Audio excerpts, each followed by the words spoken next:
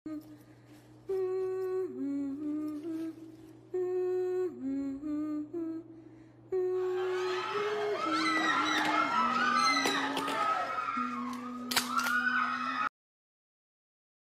kita lanjut ke part terakhir.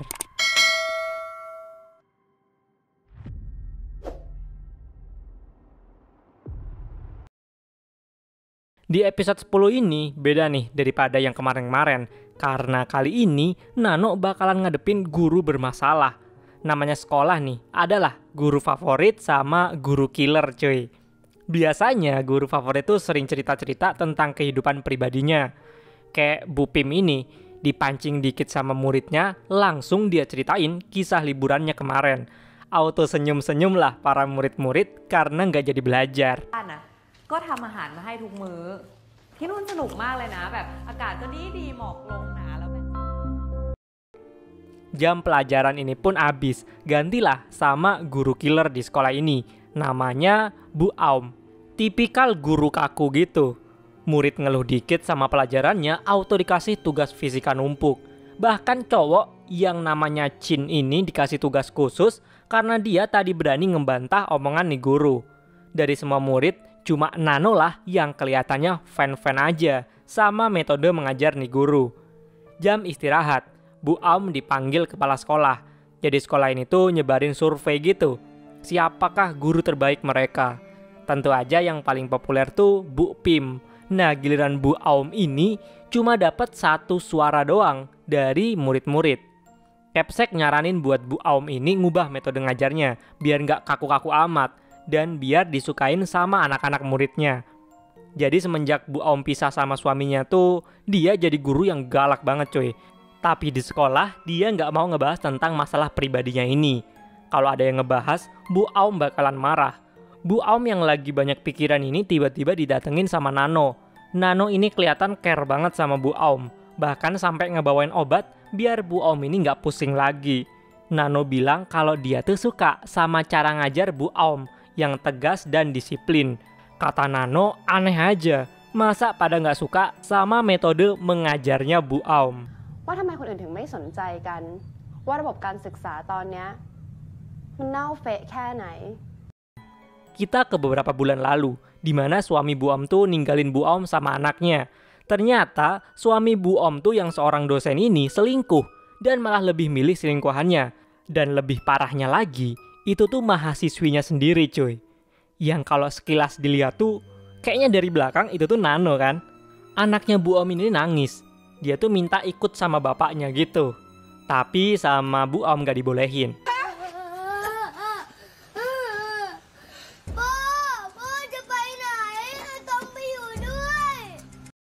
Kita balik ke masa sekarang. Pas balik sekolah, Bu Aum ini ngajarin anaknya gitu. Pokoknya Bu Aum ini ngingetin anaknya kalau pas dewasa, jangan jadi orang jahat kayak bapaknya. Nah, Bu Aum ini orangnya emosian cuy. Bahkan pas belanja di minimarket, dia marah-marahin kasir gara-gara cuma salah ngasih kembalian doang. นี่แกไม่เข้าใจหรือไงว่ามันเป็นเรื่องของการทอนเงินไม่ครบฉันไม่ต้องการ1 บาทของแกฉันต้องการเงิน50 สตางค์ของฉันเข้าใจไหม Ditambah pas di rumah, dia ngeliat anaknya tuh nggak mau makan.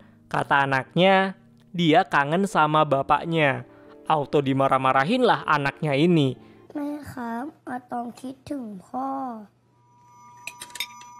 อาตองคิดถึงพ่อ หุบปากเดี๋ยวนี้นะอย่าพูดถึงมันอีกเข้าใจไหมคนเร็วๆทิ้งลูกทิ้งเมียไปอยู่กับเมียน้อย Tapi karena kasihan, akhirnya dipeluk juga. Besoknya pas lagi ngajar, murid-muridnya dapat pesan link berita hot news. Di mana ternyata mantan suaminya Bu Aum itu dipecat dari kampus gara-gara ketahuan ngehamilin mahasiswinya. Ngedenger berita itu, Bu Aum shock, langsung pusing dan akhirnya pingsan. Bangun-bangun dia udah ada di UKS. Datang kepala sekolah yang nyaranin Bu Aum biar cuti dulu, nenangin pikiran. Tapi Bu Aum ini nggak mau, katanya dia pengen kerja keras biar bisa ngerevolusi sistem pendidikan. Pas udah kepilih jadi wakil kepala sekolah. Tapi rencana sistem pendidikan yang digagas sama Bu Aum itu ditolak sama kepala sekolah. Makin kepikiran lah Bu Aum ini. Di kantor guru, Bu Om yang lagi renungin hidupnya didatengilah sama Nano. Intinya Nano tuh nyemangatin dan bilang dia ngedukung revolusi pendidikan pakai metodenya Bu Om. Bu Om lah yang paling cocok buat ngerubah sistem pendidikan sekarang yang kata Nano udah melenceng. Ngedenger omongan Nano, Bu Om malah nambah stres cuy. Sampai-sampai halusinasi ngeliat guru-guru pada ngetawain dia. Bahkan ngeliat bayangan mantan suaminya ada di depannya. Pas Bu Om sadar, ternyata dia udah nusuk anak muridnya sendiri pakai pulpen yang dibawanya.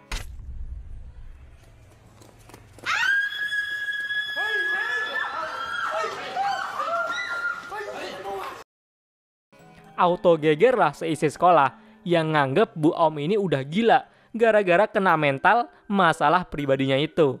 Dipanggil lah sama kepala sekolah yang bilang kalau murid yang ditusuk Bu Om ini bapaknya tuh merupakan sponsor utama sekolah ini. Untungnya kepala sekolah berhasil ngebujuk biar bapaknya murid itu nggak nuntut Bu Om. Karena kejadian ini Bu Om pun akhirnya dipecat. Pas mau pergi Nano dateng. Dia bilang kalau nggak ada ibu, sekolah ini bakalan punya sistem yang busuk selama-lamanya. อย่าเพิ่งยอมแพ้สิคะ ถ้าครูอ้ำไม่ทำอะไร โรงเรียนเนี้ยก็จะเน่าเฟะไปเรื่อยๆ Di rumah bukannya tenang, dia nambah stres lagi cuy. Gara-gara video pas dia nusuk anak muridnya tuh viral di sosial media. Di sini akhirnya dia sadar kalau selama ini anaknya udah lama mati. Jadi pas mantan suaminya ninggalin Bu Om, di momen itu Bu Om ini stres banget kan karena anaknya ngerengek minta ikut bapaknya. Nah, apa yang dilakuin Bu Om? Dia tuh saking jengkelnya ngebekep anaknya sendiri pakai bantal gitu. Jadi selama ini emang udah gila Bu Om ini. Dia nganggep anaknya masih ada. Dan di rumah selalu ngomong-ngomong sendiri. แม่ไปไหนนะลูกนะแม่รักหนูมากนะลูก Beberapa minggu kemudian, hari penghargaan gitu di sekolah. Murid sama guru berprestasi bakalan dikasih penghargaan di acara ini. Gak ada angin, gak ada hujan. Bu Om yang udah dipecat ini tiba-tiba datang dengan santainya ke tengah-tengah acara ini. Semua pada ngeliatin kan. Mereka heran, kenapa guru gila ini datang lagi? Tapi begitu ngeliat nih guru ngeluarin sebuah shotgun, semuanya pada kocar-kacir orang-orang di situ.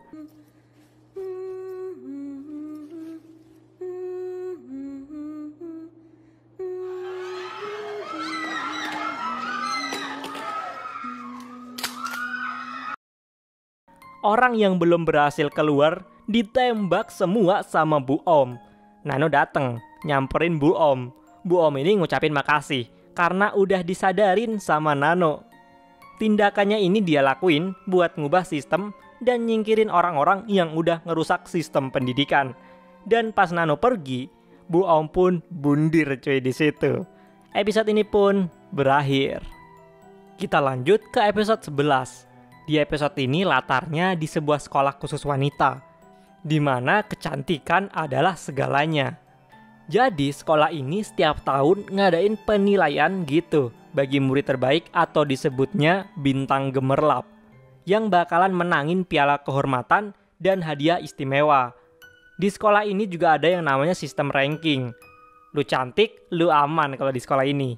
Seperti biasa, Nano pindahlah di sekolah ini. Dia duduk di sebelah cewek peringkat 10 yang namanya Ying. Ying kemudian ngejelasin kan ke anak baru si Nano ini tentang sekolah ini. Katanya kecantikan di sini tuh adalah segalanya. Semua murid harus punya aplikasi buat nilai peringkat mereka masing-masing. Nah, 10 peringkat teratas tuh punya keistimewaan. Jadi di tengah sekolah tuh dibangunlah bangunan megah yang boleh masuk ke situ tuh cuma 10 besar doang. Anak-anak 10 besar ini boleh ngundang satu temennya buat masuk ke dalam sana.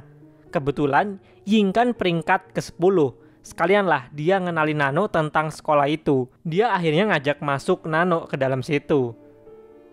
Dia ngajak Nano makan di situ. Tiba-tiba aja ada cewek yang punya badan gemoy ini masuk. Dia kelihatannya ngefans sama si Ying ini. Karena Ying ini orangnya baik hati cuy. Dia ngasihin lah makanannya ke cewek ini. Dan nih cewek gemoy langsung diusir dari situ sama petugas keamanan. Nah, ngelihat makanan Ying dikasih ke orang, Nano yang ngebawa coklat ini nawarin lah ke Ying.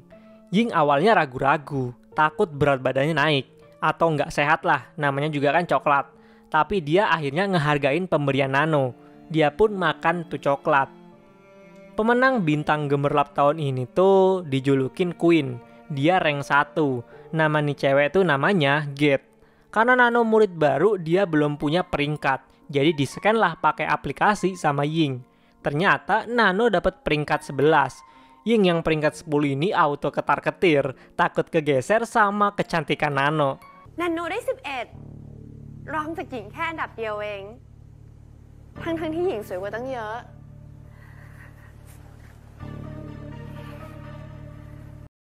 Besoknya, bangun-bangun Ying kaget, peringkatnya tiba-tiba turun jadi 11. Itu tuh disebabin sama jerawat yang tiba-tiba muncul di mukanya. Dia jadi seuzon sama Nano. Mungkin gara-gara coklat kemarin, dia jadi jerawatan. Akhirnya karena Ying ini turun ke peringkat 11, Nano lah yang naik ke peringkat 10. Jadi sekarang Nano lah yang jadi murid istimewa.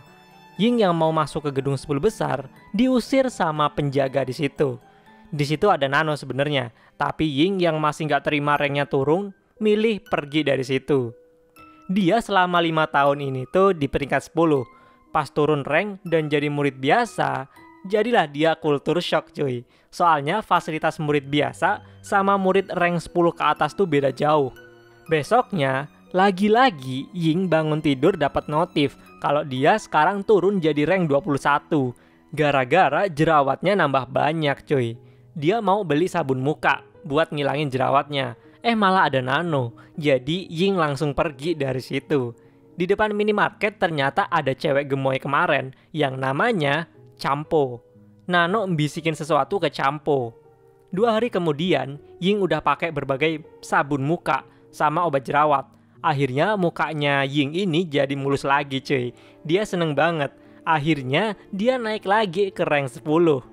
Pas dia mau ke gedung rank 10, ada temen kelasnya di situ. Tiba-tiba, nih orang tuh ngusir Ying karena katanya baru aja rank mereka tuh semuanya berubah. Jadi nih cewek lah yang rank 10. Ying turun lagi ke 11 cuy. Datanglah Nano yang sekarang ranknya udah jadi 9 besar.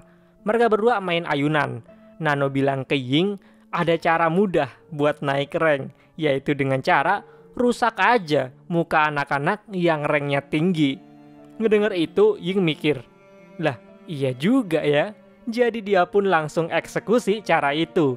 Dengan sengaja dan secara sadar, dia ngedorong Nano sampai Nano jatuh dan mukanya hancur sekarang cuy.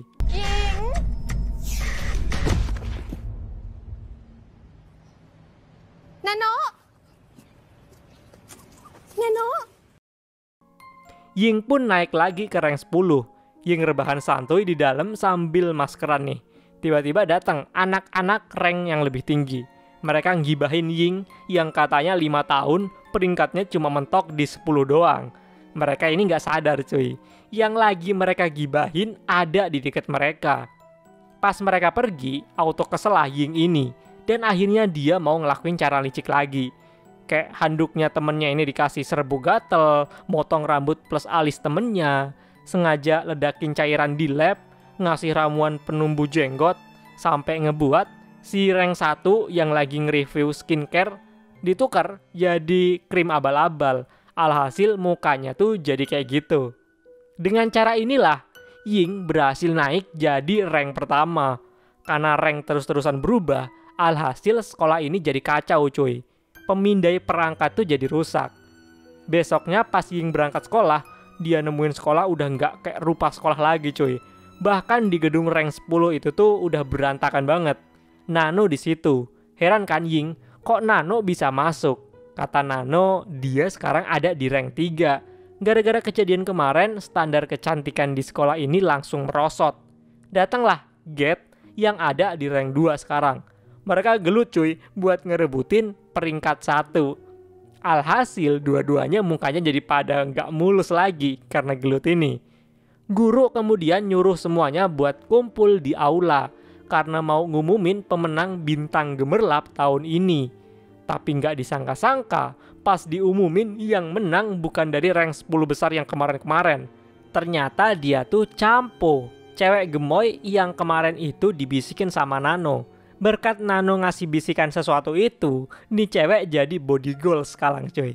Dan ngebuat semua murid di situ jadi pangling. Sedangkan Ying yang terobsesi buat jadi rank pertama atau jadi yang terbaik cuma bisa gigit jari.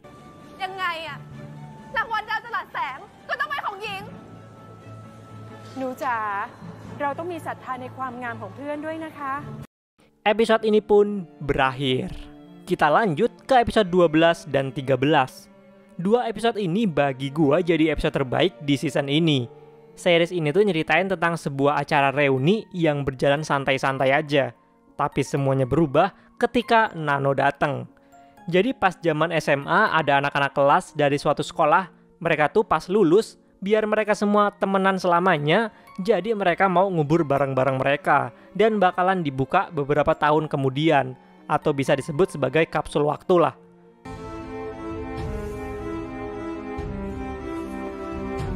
...12 tahun abis mereka lulus, mereka pun masih ngadain reuni tahunan.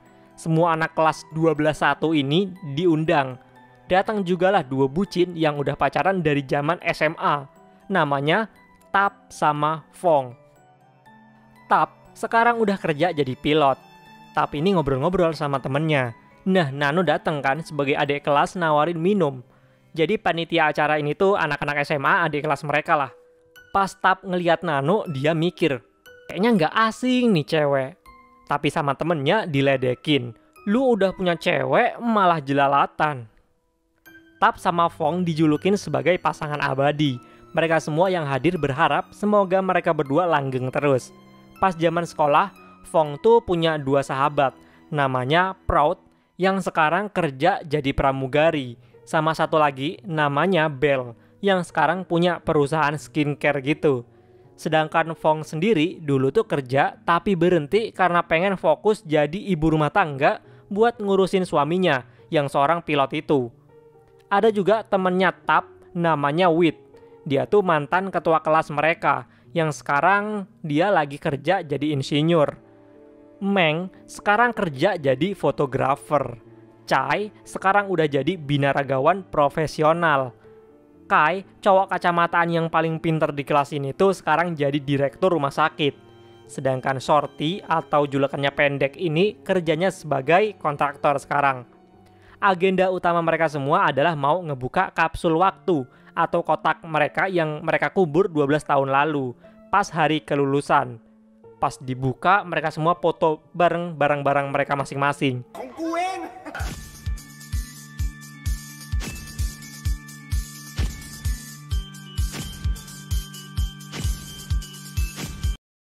Giliran terakhir ada barang Fong sama Tap. Mereka berdua tuh ternyata ngubur sebuah surat di situ. Jadi si ketua kelas nyuruh mereka berdua maju dan bacain isi suratnya. Yang isinya ya surat bucin gitulah. สัญญาว่าจะไม่ทิ้งฟองไปไหน ถ้าได้เป็นนักบินเมื่อไหร่ ฟองแต่งงานกันทับนะ Pas ketua kelas lihat lagi di dalam kotak tuh ternyata masih ada barang lagi cuy. Sebuah HP terkuat pada zamannya, yaitu Nokia cuy. Pada bingung kan, barang punya siapa ini? Nah kemudian ada yang nyeletuk, kayaknya kelas kita tuh jumlahnya 31 cuy. Mereka nginget-nginget kan, siapa satu lagi teman kelas mereka. Barulah mereka inget, kalau satu lagi tuh si Nano cuy, yang cuma bareng mereka di kelas 1 semester 1 doang. Kita ke zaman mereka kelas 1 SMA, dimana pas pertengahan semester, Nano masuk jadi murid baru. Kata mereka, Nano tuh awalnya orangnya nggak mau ngobrol sama yang lain. Seringnya teleponan mulu, pakai HP gitu. Nano katanya tuh teleponan mulu sama pacarnya. Akhirnya Fong bareng gengnya ini mulai ngajakin temenan Nano. มันเอาแต่ตัวติดอยู่กับแฟนไม่คิดจะมีชีวิตอยู่กับเพื่อนบ้างเลยเหรอ Pas di hari Valentine macam pasangan bucin pada umumnya, Tap ngasih bunga mawar ke Fong. Di sini Nano bilang, kok baketnya tuh kecil, apa jangan-jangan Tap kurang cinta sama Fong. Tapi sama Fong tuh gak digubris kata-kata Nano itu. Tiba-tiba Nano dapat kiriman baket bunga yang lebih gede dari punyanya si Fong itu. Ternyata nama pacarnya si Nano tuh namanya Tan. Ngeliat kok pacarnya Nano so sweet banget, Fong bareng circle-nya ini pengen sekali-sekali ketemulah sama pacarnya. Tapi kata Nano, nantilah nanti gitu. Berkali-kali ada aja alasannya Nano buat ngenalin pacarnya ini ke teman-temannya. Sampai akhirnya teman-temannya ini yang udah penasaran banget ngecek lah HP Nano pas Nano ini ke toilet. Pas dibuka, lah ternyata di situ nggak ada kontak dengan nama Tan, nama pacarnya Nano itu. Jadi selama ini Nano ngomong sendiri di telepon dong. โทรเข้าก็ไม่มีโทรออกก็ไม่มี Gara-gara Fong bareng circle-nya ini nyebarin berita itu, Nano auto dibully satu sekolah cuy.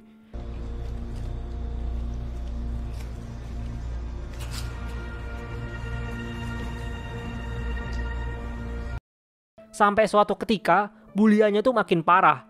Dan Nano ini mutusin buat pindah sekolah. Fong bareng teman-temannya ini ngunjulukin Nano sebagai psikopat gitu. Kita balik ke masa sekarang. Akhirnya dihidupin lah HP itu. Ternyata masih berfungsi cuy. Emang HP Legend nih beda emang. Tiba-tiba semuanya tuh dapat telepon dari nomor gak dikenal. Dan di proyektor nampilin muka Nano.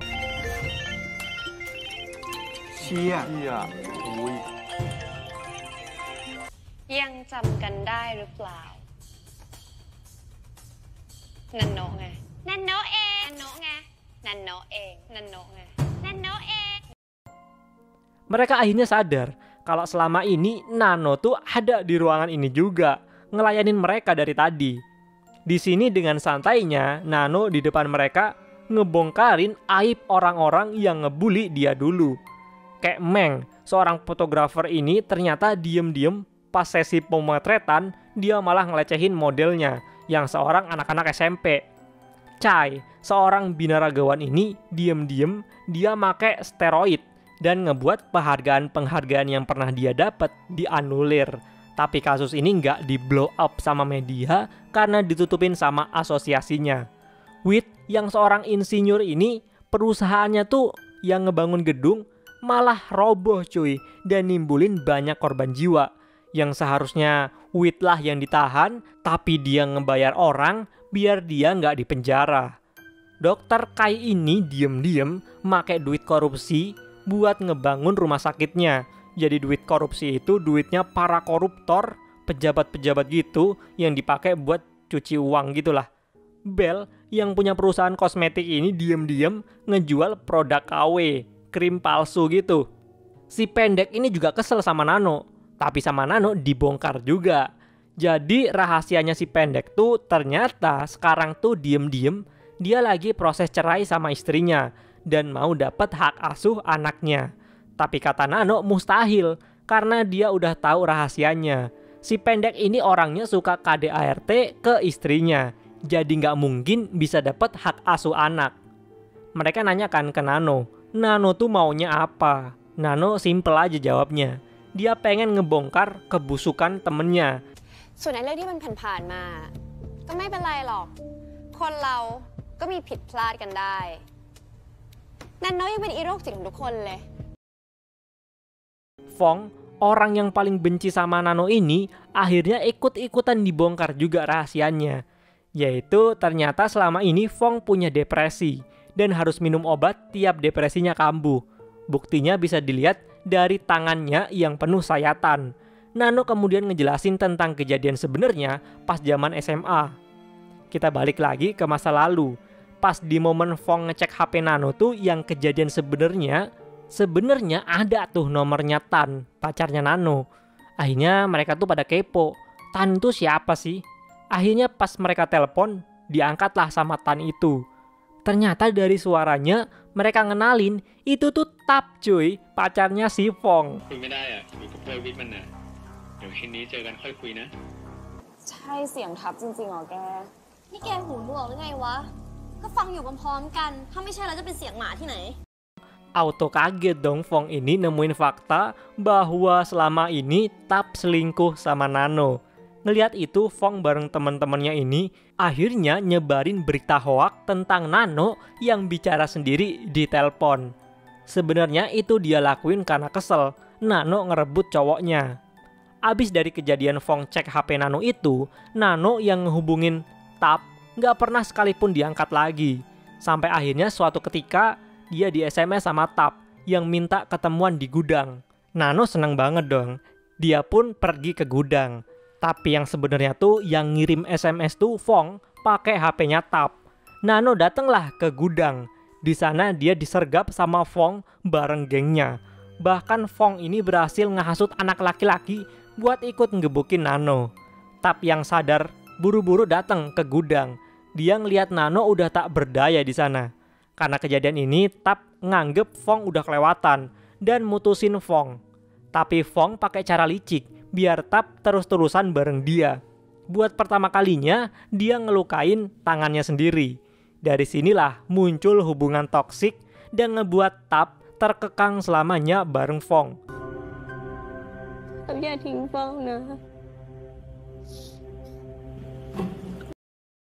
Jadi sampai mereka menikah pun, Fong ini pakai cara itu terus ketika Tap udah nggak tahan sama Fong dan ngebuat Tap terikat ke Fong. Dia terpaksa buat terus bareng sama Fong. ที่ยังอยู่กับฟองเนี่ยก็เป็นเพราะว่าพี่ทิ้งฟองไม่ได้ ไม่อยากให้ตัวเองต้องรู้สึกผิด Sampai-sampai diem-diem Tap ini saking nggak tahannya, dia selingkuh lah sama temennya Fong, si Proud, seorang pramugari. Ya kayak mana, pilot sama pramugari tiap hari ketemu.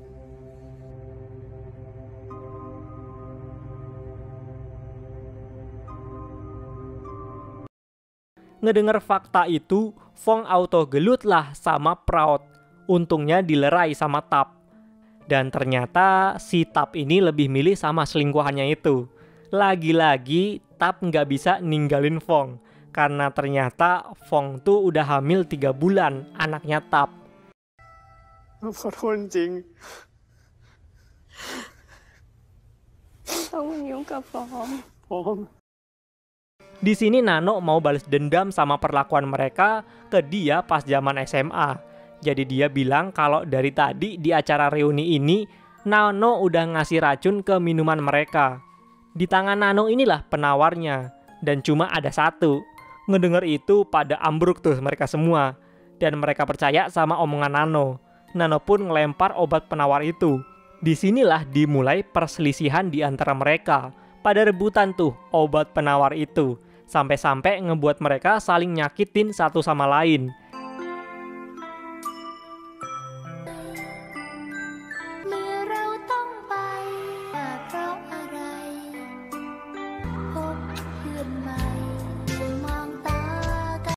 Dan akhirnya obat itu berhasil didapetin sama Chai yang langsung nyuntikin ke badannya. Ngeliat itu, temennya yang lain auto ngebunuh si Chai karena mereka takut mati. Berkat idenya Dr. Kai, orang-orang yang masih hidup ini minumlah darahnya Chai yang udah kecampur sama obat penawar itu.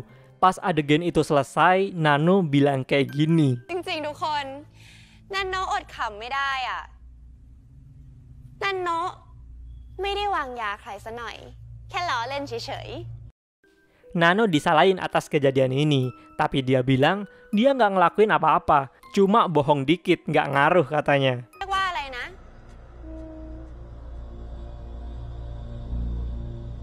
อ๋ออุปทานหมู่ Dia ngasih tahu kalau emang fitnah itu lebih kejam daripada pembunuhan. ที่ทำร้ายกันฆ่ากันเนี่ยพวกเธอทำกันเองทั้งนั้นเลยนะ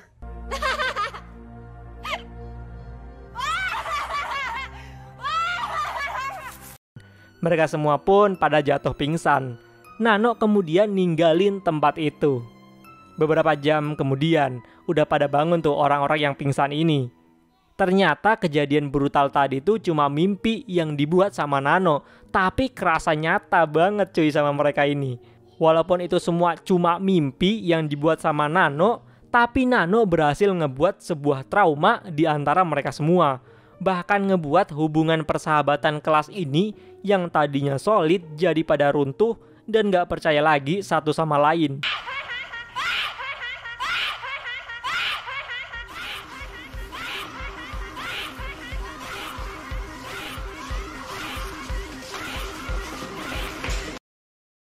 dan series Girl From Nowhere season 1 pun berakhir.